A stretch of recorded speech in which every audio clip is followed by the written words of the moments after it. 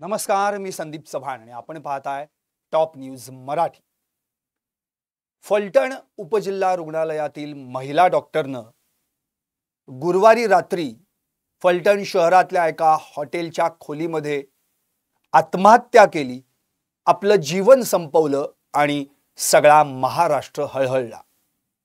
ही तरुणी मूळची बीडची, मोठ्या कष्टानं तिने वैद्यकीय शिक्षण पूर्ण केलं आणि त्यानंतर काही काळ महाबळेश्वर येथे काम केलं आणि मग फलटणमध्ये ती उपजिल्हा रुग्णालयात मेडिकल ऑफिसर म्हणून रुजू झाली। 23 महिने जवळपास ती त्या ठिकाणी कार्यरत होती। 1 महिन्यांनी तिला पूर्ण 1 वर्ष देखील त्या ठिकाणी होणार होतं, पण त्याआधीच तिनं स्वतःचं जीवन संपवलं। या महिला डॉक्टरवर बीडच्या मूळ गावी, वडवणी तालुक्यातील तिच्या मूळ गावी अंत्यसंस्कार करण्यात आले। यावेळी खरतर शोकाकुल वातावरणात हे अंत्यसंस्कार पार पडले। तिचे नातेवाईक, आजूबाजूच्या गावातली सगळी माणसं त्या ठिकाणी हजर होती आणि आता आमच्या मुलीला न्याय द्या, दोषींना फासावर लटकवा अशी मागणी आता नातेवाईकांनी केली आहे। खरतर या संदर्भामध्ये ज्या वरिष्ठ पोलिसांनी तिच्या तक्रारीकडे दुर्लक्ष केलं आणि ज्या उपजिल्हा रुग्णालयातील वरिष्ठ अधिकाऱ्यांनी या प्रकरणामध्ये पूर्णपणे बघ्याची भूमिका घेतली, ते प्रत्यक्ष व अप्रत्यक्षरित्या या घटनेला जबाबदार आहेत अशी चर्चा आता महाराष्ट्रात सुरू आहे। खरं तर या प्रकरणामध्ये आता रोज नवनवे खुलासे होत आहेत आणि त्यामुळे गुंतागुंत वाढत चालली आहे। महिला डॉक्टरच्या नातेवाईकांकडून वेगवेगळे आरोप होत आहेत, तर या प्रकरणातील आरोपी प्रशांत बनकर याच्या कुटुंबियांकडून देखील वेगवेगळे आरोप होत आहेत आणि हे आरोप जे होत आहेत, नवनवे खुलासे होत आहेत, यातून या प्रकरणातली मात्र गुंतागुंत वाढत चालली आहे। एकतर या प्रकरणामध्ये आत्महत्या करण्यापूर्वी या महिला डॉक्टरनं तिच्या डाव्या तळहातावर 7 वाक्य लिहिली होती, 24 शब्द होते, 1 खाडाखोड होती, पण त्यामध्ये 2 व्यक्तींची नावं होती।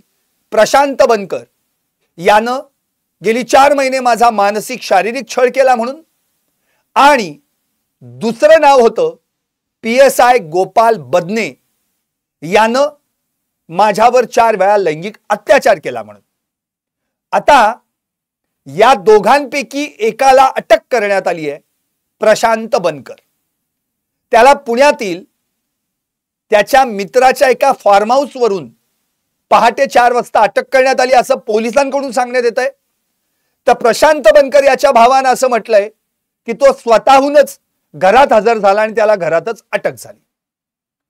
दुसरा आरोपी PSI गोपाल बदने हा मात्र अद्यापही फरार आहे।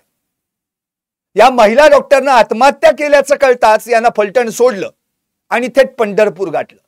त्याचं शेवटचं लोकेशन पंढरपूर आहे असं समजल्यानंतर फलटणचे पोलीस पंढरपुरात गेले, तिथल्या पोलिसांशी संपर्क साधला आणि आता त्याचा शोध घेणं सुरू आहे। 4 पथकं त्याच्या शोधासाठी रवाना झाली आहेत, आता सातारा जिल्हा पोलीस प्रमुख तुषार दोशी यांनी सांगितलं। एकंदरीत या प्रकरणात केवळ हे 2च आरोपी आहेत का आणखी कुणी यामध्ये सहभागी आहे, या अँगलने देखील तपास केला जातोय। मुळात या प्रकरणामध्ये या दोन्ही कुटुंबियांकडून जे खुलासे होत आहेत त्यातून मात्र एक वेगळीच गुंतागुंत, वेगळेच ट्विस्ट निर्माण झालेले आहेत। यामध्ये शिवसेना उद्धव बाळासाहेब ठाकरे गटाचे नेते अंबादास दानवे यांनी तर थेट मुख्यमंत्र्यांना 8 सवाल विचारलेत, ते मी तुम्हाला ऐकवणार आहेच। पण बीड जिल्ह्यातील आमदारांनी देखील आता आवाज उठवायला सुरुवात केली आहे। कालच मी धनंजय मुंडे यांचे आभार मानले होते की त्यांनी थेट ट्विट करून मुख्यमंत्र्यांनाच पत्र लिहिणार असं म्हटलं होतं आणि त्यात त्यांनी मागणी केली होती, SIT चौकशीची या ठिकाणी मागणी केली। शिवाय फास्ट ट्रॅक कोर्टमध्ये हे प्रकरण तातडीने चालवण्यात यावं असंही म्हटलं। आणि यामध्ये ती बीडची आहे किंवा अमुक तमुक आडनाव आहे असा उल्लेख करून तिच्या तक्रारींना केराची टोपली ज्या पोलीस अधिकाऱ्यांनी दाखवली त्यांच्यावर पहिल्यांदा कारवाई व्हायला पाहिजे अशी मागणी देखील धनंजय मुंडे यांनी केली आहे. आता त्या पाठोपाठ माजलगावचे आमदार प्रकाश सोळंके यांनी सुद्धा SIT चौकशीची मागणी केली आहे. इतकंच नव्हे तर तिचा भाऊ उच्च शिक्षित आहे, त्याला शासकीय नोकरीत सामावून घेण्यात यावं असं देखील म्हटलंय.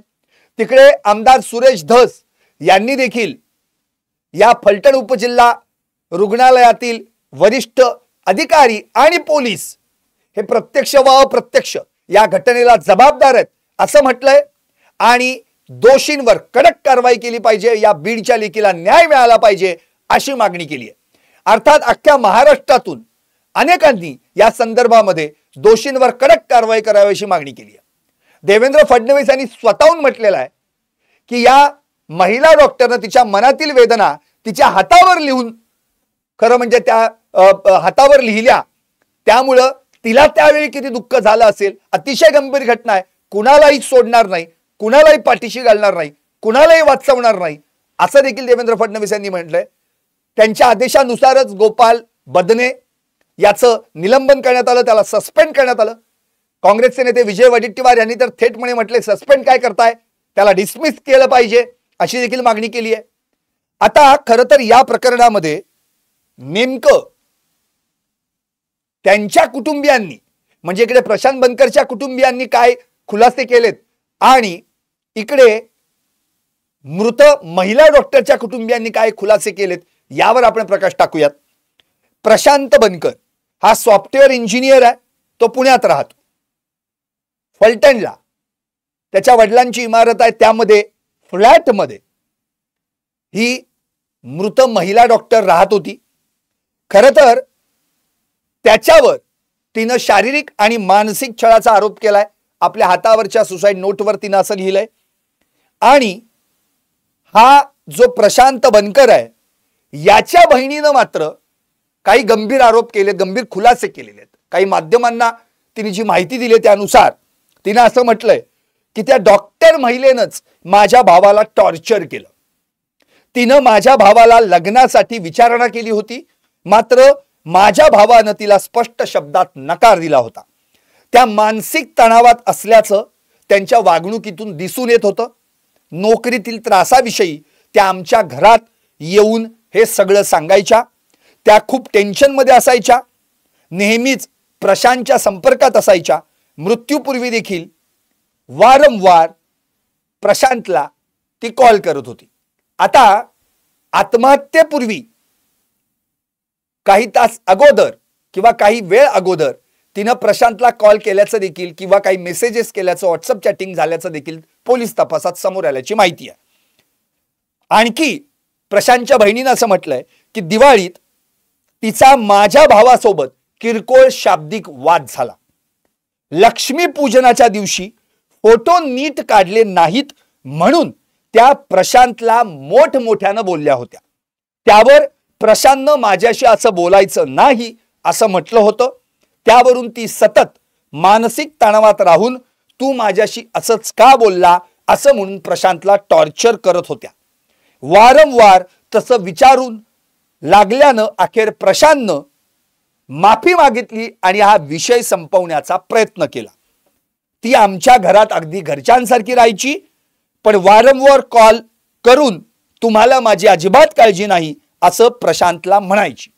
एकंदरीत प्रशांतच्या बहिणीनं केलेल्या खुलाशानुसार बनकर कुटुंबीय आणि डॉक्टर महिलेचं कुटुंब एकत्रितरित्या देवदर्शनाला गेलं होतं असं देखील म्हटलेलं आहे. तिने या प्रकरणी अशी माहिती दिली आहे की दिवाळी आधी डॉक्टर तरुणीचं कुटुंब त्यांना भेटायला आलं. त्यावेळी ती आमच्याच फ्लॅटमध्ये भाड्यानं राहत होती. आम्ही शिंगणापूरला देवदर्शनासाठी जाऊ असं सांगितलं. आमची स्वतःची गाडी असल्यानं आम्ही सहकुटुंब देवाला गेलो. यानंतर तिथे जे काही फोटो काढले गेले होते, फोटो पाहताना त्या माझ्या भावावर रागावल्या. माझा फोटो असाच का काढला असं म्हणत त्या रागानं माझ्या भावाशी बोलल्या असा दावा प्रशांत बनकर यांच्या बहिणीनं केलाय। शिवाय आणखी असं म्हटलंय की काही महिन्यांपूर्वी प्रशांत बनकरला डेंग्यू आणि मलेरिया झाला होता, तेव्हा त्याच्यावर डॉक्टर, ज्या महिला डॉक्टर आहेत त्यांनीच उपचार केले होते, त्यातूनच त्यांची ओळख झाली। स्वतः डॉक्टरनं, त्या महिला डॉक्टरनं प्रशांतचा नंबर घेतला होता। प्रशांत बनकर नोकरीसाठी पुण्यात गेला असताना त्याला फोन करून प्रेम संबंधाचा प्रस्ताव त्यांनी ठेवला होता, म्हणजे प्रपोज केलं होतं आणि ते चॅट मी पाहिलं होतं असं देखील त्या म्हणाल्या। पण प्रशांतनं ते नाकारलं आणि त्यांनी स्पष्टपणे म्हटलं की मुळातच तुम्ही मला दादा म्हणताय आणि या सगळ्या प्रकरणाशी मुळातच मला काही रस नाहीये, त्यामुळे प्रशांतनं नकार दिला। आता प्रशांतला या प्रकरणात विनाकारण गोवण्यात आलंय असं प्रशांतच्या बहिणीनं म्हटलंय। महिला डॉक्टर आणि आमच्या कुटुंबियांचे घरचे संबंध होते, प्रशांत बनकर आणि तिची ओळख झाली होती आणि तिनंच प्रशांतला प्रपोज केलं होतं असं देखील म्हटलंय। त्यानंतर प्रशांतनं नकार दिल्यानंतर देखील ही डॉक्टर तरुणी वारंवार त्याला संपर्क करायची, पण तो इग्नोर करायचा, प्रेमासाठी त्याला टॉर्चर करायची। मृत्यूपर्यंत केलेले सर्व मेसेजचे पुरावे आम्ही पोलिसांना दिलेले आहेत असं देखील प्रशांतच्या बहिणीनं सांगितलं। 15 दिवसांपासून त्या टेन्शनमध्ये होत्या, जेवणही करत नव्हत्या, कोणत्याही प्रश्नाला वेगळंच उत्तर द्यायच्या। डॉक्टर महिला नेहमी आमच्या घरी यायच्या आणि जॉबमध्ये सुरू असलेल्या त्रासाबाबत सांगायच्या। त्या खूप टेन्शनमध्ये असायच्या आणि त्यांना मानसिक त्रास सुरू असल्याचं स्पष्टपणे दिसत होतं असं देखील या प्रशांतच्या बहिणीनं सांगितलेलं आहे। मुळात हा सगळा प्रकार जो काही घडला तो या दिवाळी दरम्यान घडला असं देखील तिने म्हटलंय। जेव्हा तिनं प्रशांतला प्रपोज केलं होतं त्यावर नाही मॅडम, मी तुम्हाला घरातल्यासारखं मानतो, तुम्ही मला दादा म्हणता असं म्हणत त्यानं नकार दिला होता। तसंच तो जर मानसिक छळ करत होता तर त्याचे आई वडील लक्ष्मी पूजनाला जेव्हा आमच्या घरी आले होते तेव्हा का नाही सांगितलं? माझ्या भावानं तिला नकार दिला म्हणून तिनं त्याचं नाव घेतलंय असं प्रशांतच्या बहिणीचा दावा आहे। आता या प्रकरणात प्रशांतच्या बहिणीनं असं देखील म्हटलेलं आहे की मुळातच जी काय हातावर नोट लिहिलेली आहे त्यात खाडाखोड पण आहे। मूळ खरी जी नोट आहे ती लिहिलेली असेल पण ती कुणीतरी गायब केलेली आहे, त्यामुळे या प्रकरणामागे कोणतरी वेगळंच आहे आणि माझ्या भावाला गोवण्यात आलंय असं त्यांनी म्हटलं। आता या संदर्भात प्रशांत बनकरचे जे आईवडील आहेत त्यांनी देखील आपली प्रतिक्रिया दिली आहे। त्यांनी असं म्हटलंय की आमचा मुलगा पुण्यात राहतो, दिवाळीमुळे तो 4-5 दिवसांपासून घरीच होता, त्याच्यावर मुद्दामून आरोप करण्यात आलेत, तो असं करणार नाही। आमच्या मुलावर अन्याय करून त्या मॅडम निघून गेल्या। त्या महिला डॉक्टरच्या हातावर जे नाव लिहिण्यात आलंय ते तिनंच लिहिलंय का मुद्दामून कोणी दुसऱ्यानं लिहिलंय याचा तपास व्हायला पाहिजे अशी मागणी आई वडिलांनी केली आहे। आम्हाला वाटतं दुसऱ्याच कोणीतरी तिच्या हातावर माझ्या मुलाचं नाव लिहिलंय, कुणाच्या तरी दबावापोटी हे नाव लिहिण्यात आलं असल्याचा संशय या आई वडिलांनी व्यक्त केला। आता प्रशांतचे वडील आणि भाऊ यांच्या म्हणण्यानुसार शुक्रवारी पोलिसांनी प्रशांतचे वडील आणि भावाला पोलीस स्टेशनमध्ये थांबवून घेतलं होतं। दरम्यानच्या काळात प्रशांतला पुण्यातील त्याच्या कुठल्या तरी मित्राच्या फार्म हाऊसवरून नव्हे तर घरातूनच अटक झाल्याचा दावा प्रशांतच्या भावानं केलाय। तो स्वतःहूनच घरात हजर झाला होता असं या आई वडिलांनी आणि प्रशांतच्या भावानं म्हटलेलं आहे। आता आणखी एक महत्त्वाचा म्हणजे पीडितेचे जे डॉक्टर आहेत, या मृत महिलेचे जे डॉक्टर या मृत डॉक्टरचे जे वडील आहेत त्यांनी आणखी एक वेगळाच या ठिकाणी ट्विस्ट आणलेला आहे। त्यांचं असं म्हणणं आहे की मी माझ्या मुलीला भेटायला गेलो असताना एक धष्टपुष्ट माणूस मला भेटला। तो म्हणाला तुम्ही मॅडमचे वडील का? काही लागलं तर मला सांगा असं मला त्यानं विचारलं होतं। तेवढ्यात माझ्या मुलीनं ते पाहिलं, तिनं मला माझ्या हाताला धरून बाजूला घेतलं आणि असं कुणाशी बोलत जाऊ नका असं म्हटलं। त्यामुळं पीडितेच्या वडिलांना भेटणारा किंवा मला भेटणारा आणि काही लागलं तर सांगा असं म्हणणारा तो धष्टपुष्ट माणूस कोण असा सवाल तिच्या वडिलांनी केलाय। यानंतर या प्रकरणामध्ये खरं तर या महिला डॉक्टरची जी बहीण आहे, चुलत बहीण, ती देखील मेडिकल ऑफिसर आहे. तिने असं म्हटलंय की आरोग्य विभागातील वरिष्ठ अधिकारी आणि पोलीस अधिकाऱ्यांचा पोस्टमार्टम रिपोर्ट बदलण्यासाठी तिच्यावर प्रचंड मोठ्या प्रमाणात दबाव येत होता. 80 ते 90 पोस्टमार्टम करणारी मुलगी स्ट्रॉंग नसेल का? दबाव आणून तिला जीव द्यायला प्रवृत्त केलं गेलंय. मला ती सांगायची की अनफिट असेल तर फिट म्हणून दाखवण्यासाठी दबाव टाकला जातोय. 5 पानांचं तक्रार पत्र तिनं दिलं होतं. माहिती अधिकाराचा वापर देखील केला, पण त्याचा काही एक उपयोग झाला नाही. म्हणून या मृत डॉक्टरच्या बहिणीनं आता मुख्यमंत्र्यांनाच विनंती केली आहे की केवळ हातावरच्या नोटवर न जाता त्या पत्राकडे देखील पाहावं. प्रभारी अधीक्षक डॉक्टर धुमाळ जे फलटणचे आहेत, फलटण उपजिल्हा रुग्णालयातले, यांना सर्व माहीत होतं. तिचा भाऊ उच्च शिक्षित आहे, त्याला नोकरीस लावावं अशी मागणी देखील तिने केली आहे. आता या प्रकरणामध्ये तुषार दोशी जे सातारा जिल्हा पोलीस प्रमुख आहेत, त्यांनी दिलेली प्राथमिक माहिती अशी होती की या मृत किंवा या महिला डॉक्टरनं रूम बुक केली, बराच वेळ ती बंद होती, फोनही लागत नव्हता. शेवटी हॉटेल व्यवस्थापनानं बनावट चावीनं दरवाजा उघडला. सुरुवातीला आम्ही आकस्मिक गुन्हा नोंद केला, नातेवाईकांशी संपर्क साधला.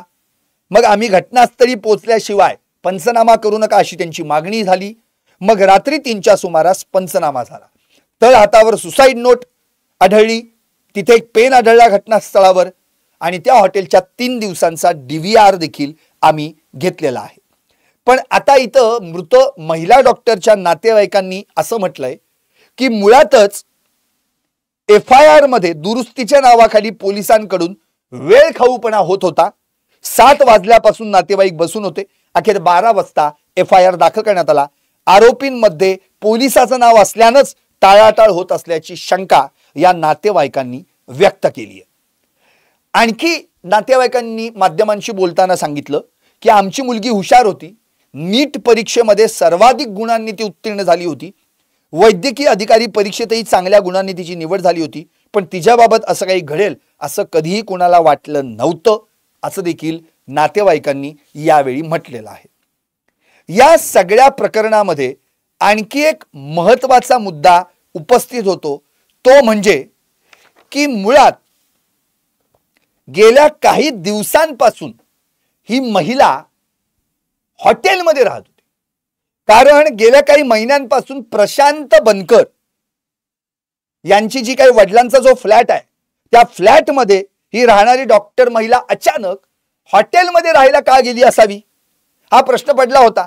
म्हणजे तिचा मृतदेह ती राहत असलेल्या फ्लॅटमध्ये न आढळून येता तो हॉटेलच्या रूममध्ये का सापडला, तर त्यामागचं देखील कारण असं म्हटलं जातं की मुळातच तिच्या फ्लॅटला लॉक लावण्यात आलं होतं आणि त्यावरून वाद झाला होता.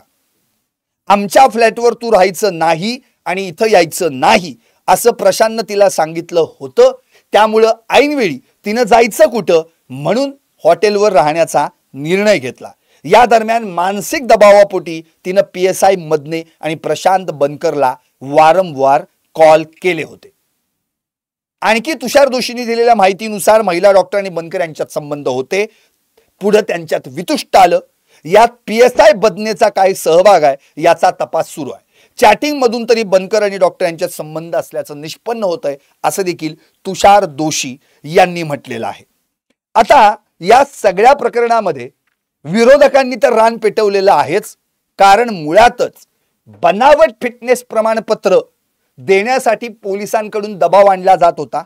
23 महिन्यांपासून कार्यरत असणारी ही महिला डॉक्टर या सर्व दिवसांमध्ये तिने 21 वेळा विविध ठिकाणी तक्रारी केल्या, पण एकाही तक्रारीची दखल घेण्यात आली नाही. एसपींकडे पण केली, डीवायएसपींकडे पण केली. मी कालच्याच लाईव्ह मध्ये डीवायएसपींना जे पत्र लिहिलं होतं ते सगळं तुम्हाला वाचून दाखवलं होतं.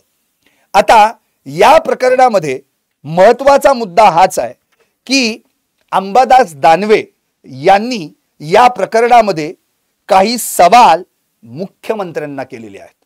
पण तत्पूर्वी रणजित सिंह निंबाळकर जे माजी खासदार आहेत त्यांच्याविषयी अंबादास दानवेंनी जेव्हा संशयाची सुई त्यांच्याकडे केली तेव्हा रणजित निंबाळकर यांनी या संदर्भात काय खुलासा केलाय तेही ऐकणं महत्त्वाचं आहे. त्यांनी असं म्हटलंय की मी महिला डॉक्टरांची तक्रार वाचली, तक्रारीचा चौकशी अहवालही वाचला आणि त्यावरून मी सखोल तपासाची मागणी केली आहे. शिवाय कुणावरही अन्याय झाला तर आपण पोलिसांना फोन करतोच की, लोकप्रतिनिधी म्हणून ते कामच आहे.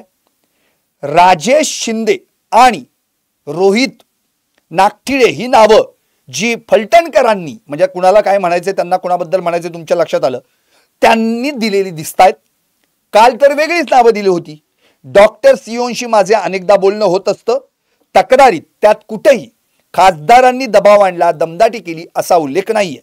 कदाचित मी फोन केला त्याला 6 महिने झाले असावेत. एवढं फोन करतो आपण, मी त्यांना फोन केला असेल किंवा नसेल. पोलिसांची तुमच्याविषयी तक्रार आहे का असं विचारलं जरी असेल तरी त्यात गैर काय, पण मला असा कोणता तरी फोन केल्याचं आठवत नाही. थोडक्यात रणजितसिंह निंबाळकरांना असं म्हणायचंय की मी फोन केला असेलही किंवा नसेलही मला आठवत नाही, आणि पोलिसांची तुमच्याविषयी काही तक्रार आहे का असं जर मी विचारलं असेल किंवा फोनमध्ये विचारलं असेल तर याच्यात गैर काय आहे. त्यामुळे रणजितसिंह निंबाळकर नेमकं याच्यातनं सुचवायचंय काय हा प्रश्न देखील उपस्थित होतो. तुम्ही फोन केलाय का नाही केलाय, बरं तुम्हाला आठवत नसेल, सीडीआर तर सगळं खरं सांगेल ना. फोनमध्ये जो डाटा आहे, कॉल डिटेल रेकॉर्ड्स आहेत, भले तुमच्या पीए जे आहेत स्वीय सहाय्यक त्यांच्या फोनवरून तुम्ही बोलत असाल तर जे पीए आहेत त्यांच्या फोनवरून जे काय बोलणं झालं त्या सीडीआरची पण चौकशी व्हायला पाहिजे. दूध का दूध पाणी का पाणी होऊन जाईल ना. आणखी त्यांचं असं म्हणणं आहे की मुलीचे कुटुंबीय म्हणतायत की कोणीतरी हिरवे नावाचा पीए होता, पण माझ्याकडे कधीच हिरवे नावाचा पीए नव्हता. फलटण तालुक्यात हिरवे नावाचा व्यक्तीच नाही. माझ्याकडे राजेश शिंदे हा पीए आहे. आता अंबादास दानवे यांनी जे नाव घेतलेलं आहे त्यामध्ये राजेश शिंदे हे नाव आहेच. आता त्यांनी असं पुढे म्हटलंय की मुळातच मात्र डॉक्टरांच्या फिर्यादीत कुठेही आमचा उल्लेख नाही. खासदार आणि पीए इतकंच म्हटलं गेलेलं आहे, नावाचा उल्लेख नाही, दमदाटी केल्याचा उल्लेख नाही. मात्र राजकीय वैमनस्यातून या नावाचा संपर्क जोडण्यात आला. आत्महत्येशी याचा काही संबंध नाही. आता निंबाळकरांचे साखर कारखाने आहेत, त्यांनी बीड जिल्ह्यातील ऊसतोड मुकादमांना उचली दिल्या होत्या. या प्रकरणात फसवणूक झाल्यानंतर मुकादमांना अटक करून आणण्याचे आदेश देण्यात आले होते. मात्र अशा प्रकारे अनेकांची फसवणूक झाली आहे. 500 ते 600हून जास्त गुन्हेगार आहेत. मात्र गुन्हा दाखल झाल्यानंतर त्यासाठी माझा काही संबंध नाही असंही त्यांनी स्पष्ट केलं. त्यामुळे आता रणजित सिंह निंबाळकरांची भूमिका, फोन केला का नाही, फोनवरून बोलणं झालं का नाही, हे नरवा कुंजरवासारखं आहे. मग याच्यात आता जसजसे खुलासे होत जातील, पोलीस तपासात जी माहिती समोर येईल त्यावरच डिटेल्स कळतील. आता अंबादास दानवे यांनी या संदर्भामध्ये कॉन्फरन्स घेतल्यानंतर यात त्यांनी मुख्यमंत्र्यांना नेमके काही सवाल केलेले आहेत हे देखील आपण आता या ठिकाणी पाहणार आहोत. मुळातच शिवसेना उद्धव बाळासाहेब ठाकरे पक्षाचे नेते अंबादास दानवे यांनी असं म्हटलंय की आपला छळ सुरू असल्याची तक्रार महिला डॉक्टरनं केली होती, मात्र तिची दखल घेण्यात आली नाही. हा सर्व प्रकार समोर आल्यानंतर मग हे महाराष्ट्राला कळालं. आता गृह खात्याची लक्तर यामुळे वेशीला टांगली गेली आहेत. यावरून मुख्यमंत्री तथा गृहमंत्री देवेंद्र फडणवीस यांच्यावर त्यांनी टीका करत काही सवाल उपस्थित केले. त्यांचे एकूण 8 सवाल आहेत, 8 प्रश्न आहेत. ते असं म्हणतायत, एका कर्तव्यदक्ष डॉक्टरच्या तक्रार अर्जावर महिने कारवाई न करणाऱ्या अधिकाऱ्यांवर तुम्ही काय कारवाई करणार. दुसरा प्रश्न, ही आत्महत्या नाही तर मुजोर अधिकाऱ्यांच्या माजानं घेतलेला एका डॉक्टरचा बळी आहे, हे आपण मान्य करता का. तिसरा प्रश्न, महिला डॉक्टरचे खासदारांशी बोलणे करून देणारे ते 2 पीए कोण. चौथा प्रश्न, मुळातच हे खासदार महोदय कोण. पाचवा प्रश्न, या महिला डॉक्टरला बीड वरून हिनवणारे पीआय महाडिक कुठे आहेत, त्यांच्यावर कारवाई काय झाली. सहावा प्रश्न, पारदर्शक आणि गतिमान शासन म्हणता मग हा साधा माहिती अधिकाराचा अर्ज 2 महिने का निकाली निघाला नाही. सातवा प्रश्न, चॉकलेट गोळ्या वाटून निवडणूक जिंकणारे पालकमंत्री तेव्हा कोणत्या शेतात स्ट्रॉबेरी लावत होते. शंभूराज देसाई यांच्यावर निशाणा साधलाय. आणि आठवा प्रश्न, या डॉक्टरना आपल्या जबाबात सत्य परिस्थिती मांडलेली असताना डीन किंवा अधीक्षकांनी काय कारवाई केली. मुळातच या प्रकरणात परस्पर विरोधी तक्रारी दाखल झाल्या होत्या. म्हणजेच पोलिसांनी, फलटण ग्रामीण पोलिसांनी जिल्हा शल्य चिकित्सकांकडे म्हणजे सिव्हिल सर्जनकडे तक्रार केली होती की वैद्यकीय तपासात या महिला डॉक्टर आम्हाला सहकार्य करत नाहीत, अडथळा आणतायत. आणि या महिला डॉक्टरनं फलटण पोलिसांविरुद्ध, फलटण ग्रामीण पोलिसांविरुद्ध जिल्हा रुग्णालय अधीक्षकांकडे तक्रार केली होती. शिवाय त्यासोबतच चौकशी समितीमध्ये तुझं काही पत्र दिलं होतं, तिथं पत्र आहेच, पण डीवायएसपींकडे देखील तक्रार केली होती की मला अपशब्द वापरले जात आहेत आणि माझ्यावर दबाव आणला जातोय. काय की चुकीचे रिपोर्ट्स द्या, अनफिट असेल तर आरोपी फिट म्हणून रिपोर्ट द्या आणि पोस्टमार्टम रिपोर्टमध्ये फेरफारीचे. त्यामुळे या संदर्भात आता अंबादास दानवे यांनी असं म्हटलंय की आज लाडकी बहीणपेक्षा सुरक्षित बहीण योजनेची जास्त गरज आहे. फडणवीसजी तुमच्या पंखाखाली वाढलेले कोल्हे कुत्रे आया बहिणींचे लचके तोडत असतील तर गृहमंत्री म्हणून आपण नापास आहात, राजीनामा द्या. तिला छळणारे अधिकारी कोणाच्या मदतीनं पळाले? पीआय महाडिक आणि अन्य अधिकारी कुठे आहेत? मिस्टर सीएम देवेंद्र फडणवीस, एरवी टाचणी पडली तरी कल्ला करणाऱ्या भाजपच्या महिला नेत्या आज कुठं आहेत? काही डॉक्टर मराठवाड्याची कन्या म्हणून मुद्दाम डोळेझाक केली जाते.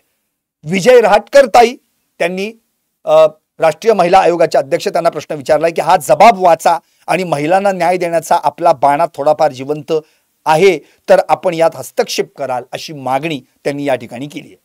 आता हा सगळा प्रकार ऐकल्यानंतर, पाहिल्यानंतर प्रश्न हाच उरतो की मुळातच हातावर जी काही नोट लिहिली आहे त्या नोटवर जी 2 नावं आहेत त्यापैकी एकाला अटक झाली आहे, पण अटक झालेल्या प्रशांत बनकरच्या घरच्यांनी त्या नोट व्यतिरिक्त आणखी कोणीतरी या संदर्भामध्ये, या प्रकरणामध्ये सहभागी आहे त्याला शोधून काढावा अशी मागणी केली आहे.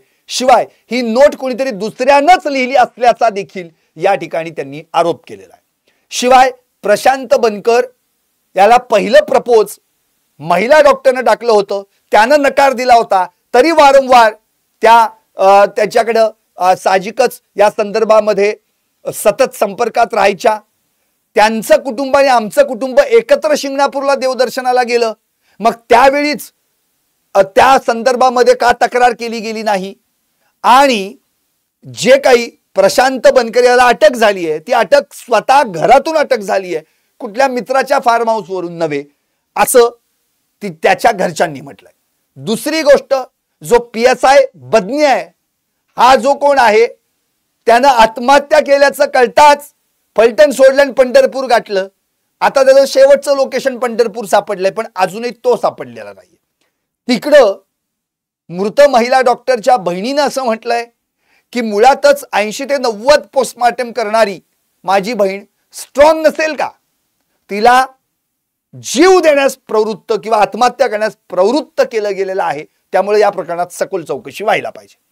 आता हे जी सगळी गुंतागुंत वाढत चालली आहे, यात जोपर्यंत तो PSI बदने सापडत नाहीये, तो एकदा सापडला की मग मात्र या प्रकरणामध्ये त्याचा सहभाग काय आहे, प्रशांत बनकर आणि मृत महिला यांचं काही कनेक्शन आहे का?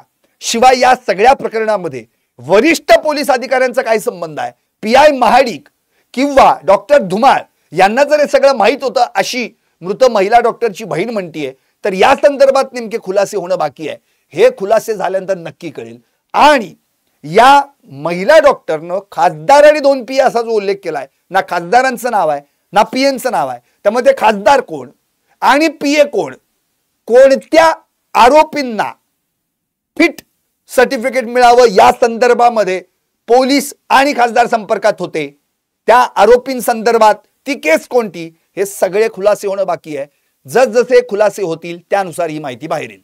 तुर्तास प्रशांत बनकरला अटक झाल्यानंतर त्याला 4 दिवसांची कोठडी देण्यात आली आहे. 4 दिवसांची पोलीस कोठडी देण्यात आली आहे. 28 ऑक्टोबर पर्यंत त्यालाही पोलीस कोठडी मिळाली आहे. आता बदने अटक झाल्यानंतर मात्र या प्रकरणातले आणखी खुलासे बाहेर येतील. त्यामुळे एकंदरीत हे सगळं आता जे काही मी तुमच्याशी बोलतोय यात एक मात्र गोष्ट खरी आहे, ती म्हणजे या महिला डॉक्टरला आपला जीव गमवावा लागलाय. गरीब घरातली, उत्तमरित्या शिक्षण घेऊन वैद्यकीय क्षेत्रातली पदवी मिळवून आपल्या कर्तृत्वावर एवढ्या तरुण वयात मेडिकल ऑफिसर झालेली, पण आज तिला तिच्या जीवास मुकावं लागलंय. खरं तर तिनं तिच्या मनातल्या वेदना हातावर लिहिल्या आणि आपलं जीवन संपवलंय. खरं तर या प्रकरणामध्ये संपूर्ण महाराष्ट्राच्या जनतेनं तिच्या कुटुंबाच्या पाठीमागं उभं राहावं, त्यांच्या दुःखात सहभागी व्हावं आणि या प्रकरणातल्या दोषीला, मग कोणीही असो, तो पॉलिटिशियन असो, पोलीस असो, बडा पोलीस असो किंवा बडा डॉक्टर असो, त्या सगळ्यांना कठोरात कठोर शिक्षा व्हावी यासाठी हे प्रकरण लावून धरलं पाहिजे. जसं मस्ताजोगचं संतोष देशमुख प्रकरण सगळ्या महाराष्ट्रानं लावून धरलं, महादेव मुंडे हे प्रकरण लावून धरलं, त्यानुसारच हे प्रकरण देखील लावून धरलं पाहिजे. कारण महिलाच जर सुरक्षित नसतील, महिलांवरच जर असे अत्याचार होत असतील आणि महिलांना स्वतःचा जीव सोडून आत्महत्या करावी लागत असेल तर मात्र हे या महाराष्ट्राला शोभणारं नाहीये. आता पाहूयात, मुख्यमंत्री तर म्हणालेत की कुणीही दोषी असो वाचणार नाही, सोडणार नाही. कळेलच तपासात आणखी नेमकी कुणाची नावं पुढे येत आहेत. तुर्तास पाहत राहा टॉप न्यूज मराठी. आपला महाराष्ट्र, आपली बात.